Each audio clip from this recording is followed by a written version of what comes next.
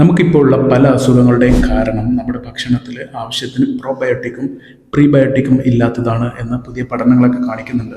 എന്താണ് പ്രോബയോട്ടിക്, എന്താണ് പ്രീബയോട്ടിക് എന്നാണ് വിശദമായിട്ട് ഞാൻ ഈ വീഡിയോയിൽ പറയാൻ ഉദ്ദേശിക്കുന്നത്. പ്രോബയോട്ടിക് എന്ന് പറഞ്ഞാൽ നമുക്ക് ഉപകാരപ്രദമായിട്ടുള്ള ബാക്ടീരിയകളാണ്. ഈ ബാക്ടീരിയകൾ നമ്മുടെ വയറിനകത്താണ് താമസിക്കുന്നത്.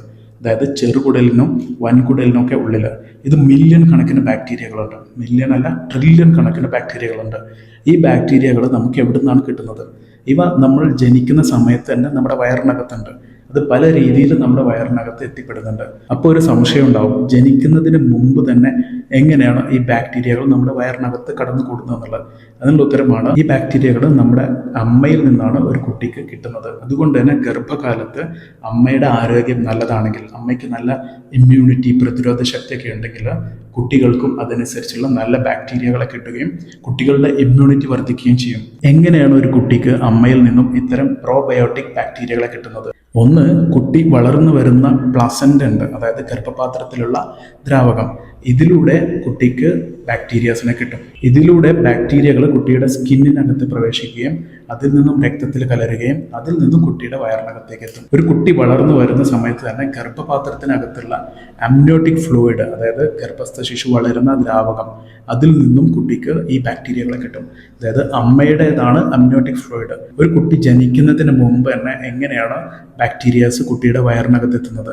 വളരെ രസകരമായിട്ടുള്ള കഥയാണ്. മാത്രമല്ല നമ്മുടെ ശരീരത്തെക്കുറിച്ച് അത്ഭുതപ്പെടുത്തുന്ന ഒരു കഥയും കൂടെയാണ്. അതായത് ഒരു അമ്മയുടെ ശരീരത്തിലുള്ള പ്രോബയോട്ടിക് ബാക്ടീരിയ അമ്മയുടെ വയറിൽ നിന്നും മാക്രോഫേജസ് എന്നറിയപ്പെടുന്ന രക്താണുക്കൾ ഈ ബാക്ടീരിയകളെ വിഴുങ്ങുകയും ഈ മാക്രോഫേജസ് അമ്മയുടെ രക്തത്തിലാണ് ഉണ്ടാവുക. ഇത് രക്തത്തിലൂടെ അമ്നിയോട്ടിക് ഫ്ലൂയിഡ്, അതായത് കൊച്ച് വളർന്നു വരുന്ന ഗർഭപാത്രത്തിലെ ദ്രാവകത്തിലേക്ക് എത്തുകയും ചെയ്യും. അതോടൊപ്പം തന്നെ ഇത് പ്ലസൻ്റയിലും ഉണ്ടാവും. പ്ലസൻ്റ വഴി കുട്ടിയുടെ ശരീരത്തിലേക്ക്, പൊക്കിൾ കൊടി വഴി ഈ ബാക്ടീരിയകൾ കുട്ടിയുടെ ശരീരത്തിലെത്തുകയും കുട്ടിയുടെ വയറിനകത്തെത്തുകയും ചെയ്യുന്നുണ്ട്.